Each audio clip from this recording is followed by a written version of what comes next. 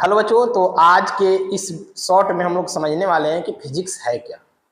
क्योंकि class 9th तक जब हम लोग पढ़ते थे तो क्लास 9th तक साइंस के रूप में, विज्ञान के रूप में हम लोग टॉपिक पढ़ते थे और उस विज्ञान के अंतर्गत हम लोग फिजिक्स, केमिस्ट्री और बायो तीनों को मिक्स करके पढ़ते थे।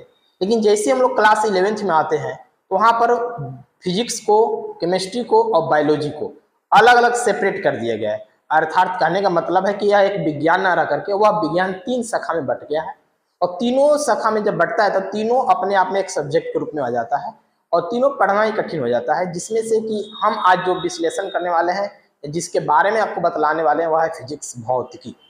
भौतिकी है क्या?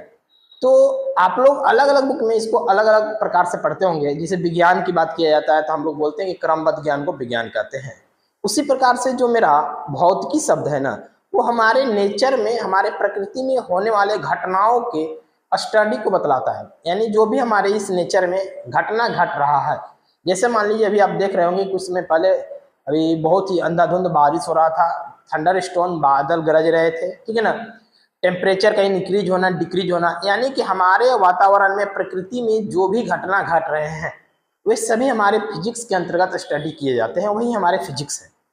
एक चीज और क्या आप ध्यान दिए होंगे, फिजिक्स में हम लोग नॉन लिविंग थिंग्स के बारे में पढ़ते हैं, यानी निर्जीव वस्तु के बारे में पढ़ते हैं, सजीव वस्तु के बारे में नहीं पढ़ते हैं। तो याद रखिएगा कि जो भी हम लोग नॉन लिविंग थिंग्स यानी निर्जीव वस्तु के बारे में पढ़ते हैं वही मेरा फिजिक्स है।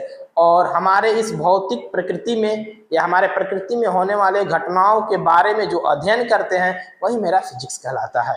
इसको आप लोग जरूर ध्यान में रखिएगा।